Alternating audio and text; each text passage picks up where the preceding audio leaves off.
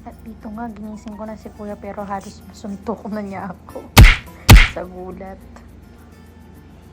So akala ko nagising ko siya pero hindi pa pala. At ayan nga, bumalik pa sa tulog. Dahil nakulitan na din sa amin ni Saint, ayan, bumangon na din si kuya. Gutom din siguro. So nauna na nga kami lumabas ni Saint dito. Habang si kuya nagmumuni-muni pa.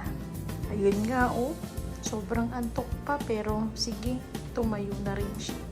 At ayan na nga, bababa na nga kami habang hinahanap ko yung sleeper niya. Ito naman si Chuchay, happy! So sa mga nagtatanong nga, dito kami nag-check-in sa Windy Ridge, Manila. Pinock ko siya sa Agoda. Maganda siya, budget meal, may free breakfast na din. Ang ganda ng lobby at ng attic ng hotel. Plus, approachable at mababait ang mga staff. At ito na nga, dumating na nga yung food namin. Sobrang excited talaga ako sa Jollibee, lalo na palabok at chicken. Hindi kasi kalasa ng Jollibee sa Saudi ang Jollibee dito sa Pinas. Kaya pagdating po, ito talaga agad ang hinanap ko. What's that? At may nakita nga silang piano. Ang ganda talaga dito. Pwede ba Pinuntahan galawin? agad ni kuya. Bago nga kami kumain, tumipa muna siya. Wow! In-enjoy na nga namin tong pagkain. Tapos pagkatapos, natulog na kami.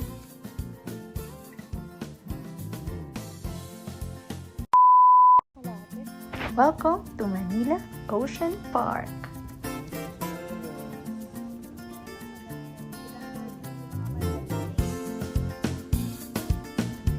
So excited na nga ang mga kids. Pati na nga ang matatanda, excited na din. At eto nga ang dalawa, dito pa nagmaritesan. Sa Klook nga pala ako nag-book ng ticket namin dito sa Ocean Park. Bukod sa may promo sila, naka-affiliate nga din ako ng Klook promo code. So may less pa. So bago akong pumasok sa loob, syempre, picture-picture muna.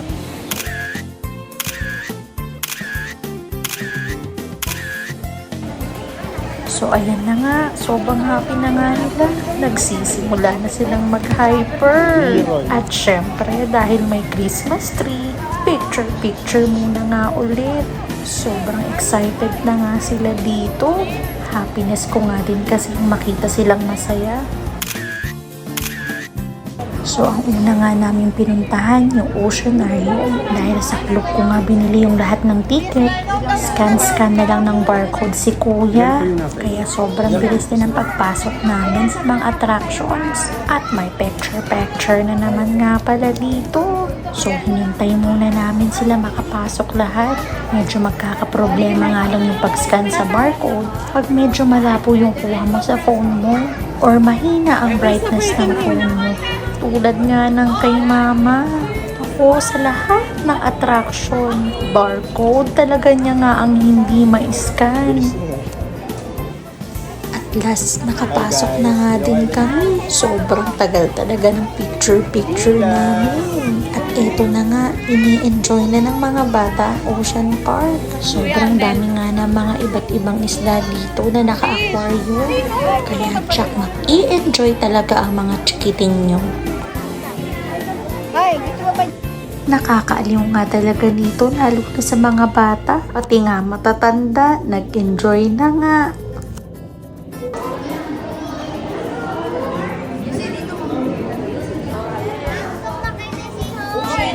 Hindi kagaro, ang daming aso. Ang tawag dyan ko sa mga bata yan.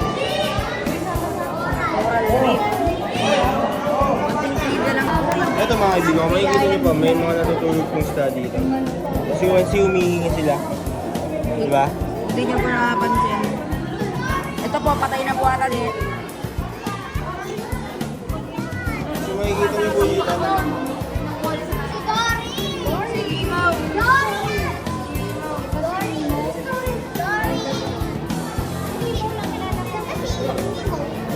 At pumasok na nga kami dito sa malalaking aquarium. At mag-picture nga daw kami, sabi ni tatay. Sa sobrang excited ko nga din kasi nakalimutan ko ng mag-family picture. At nandito na nga kami sa pinakamagandang attraction sa Oceanarium.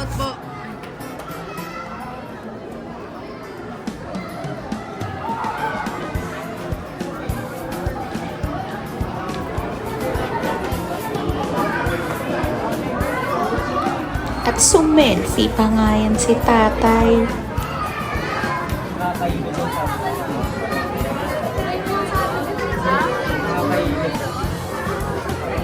Sobrang dami nga din ng tao dito. Sobrang dami nga eh. Hindi na kami makausag. Pero dahil maganda naman ang view, tsinagana namin na maglakad-lakad dito at pakisingit. Nakakatuwa nga lang din at nakikita kong ang daming families na nagbabanding dito. Sobrang saya ko din na nakikita ko ang mga chikiting na to na sobrang saya. Eto nga si Seth, kahit binata na, nag-e-enjoy pa nga din siya. Ayan nga, si Zoe at si Seiya, nag-enjoy na din. May nag-aaway na ng mga bata sa likod namin. Sobrang siksikan talaga kasi dito. Talagang sisingit ka para makahanap nga ng pwesto. At sa papod nga, umupo na din kami. May mermaid nga daw, sabi ng pinsan kong to. Kaya nga, hinintay na nga din namin.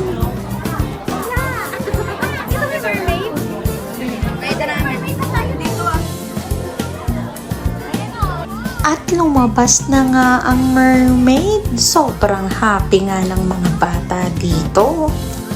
Libang na libang nga talaga ang mga bata nung lumabas si mermaid. Ang sarap nga naman talagang maging bata ulit. Pero mas masaya kung mababalikan kang magandang alaala tulad nga nito. Tama nga kasi sila. Minsan nga lang tayo maging bata. Kaya ako naman, bilang tita, sobrang supportive ako sa mga trip nila. At eto na nga si Erin. Sobrang manghang-mangha siya. Hindi na nga niya maalis ang tingin niya sa mermaid. Sa wakas, lilipat na nga din kami ng attraction. Oops, picture muna ulit. Next up, Trails of Antarctica.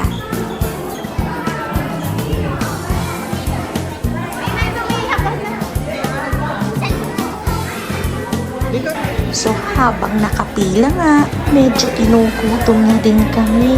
Kaya ito muna, video. At nalubat na nga ang kamerang ginagamit ko pang video. At dahil dyan, puro picture muna talaga itong makikita ko sa inyo. At dito nga sa Trails of Antarctica, makikita niyo yung mga penguins. At pwede rin kayo magpakain mga penguins dito. Dito rin sa loob ay may Christmas village na pwede kang mag-picture one to sawa. Hindi na nga lang tulad ng dati ang Christmas village. Dati kasi may snow talagang lumalabas dito na ma-enjoy ng mga bata. Pero mula nung pandemic, nung pag-reopen ito ay wala na. Pero ma-enjoy mo pa din naman ang magagandang view ng Ocean Park. Yan na nga, nag-picture-picture na. At pupunta nga din kami sa jellyfish. Aliw nga din dito. Medyo madilim nga lang. Kaya ingat-ingat din talaga sa paglakad. So ayan na nga, na-enjoy naman namin ng jellyfish tour. Pati sina mama, papa at tita Jazz. At dito na nga talaga ako hindi pumasok. Hindi ko kasi talaga kaya dyan. Pakiramdam ko ba'y isang buwan ko talagang mapapanaginipan tong mga nandito. Inayaan ko na lang din tong mga batang makapasok. Ayoko namang sirain yung trip nga nila. Picture na nga sila.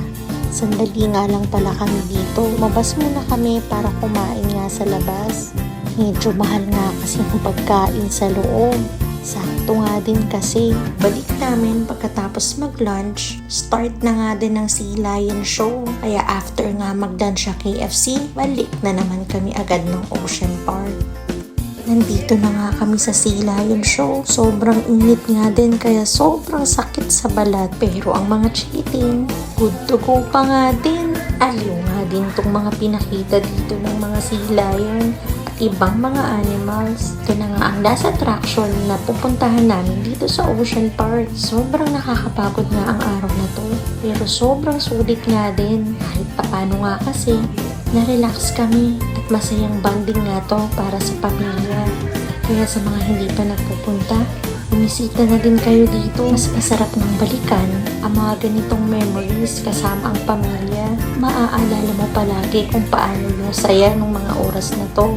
And that's all for our Manila Ocean Park experience. Thank you for watching!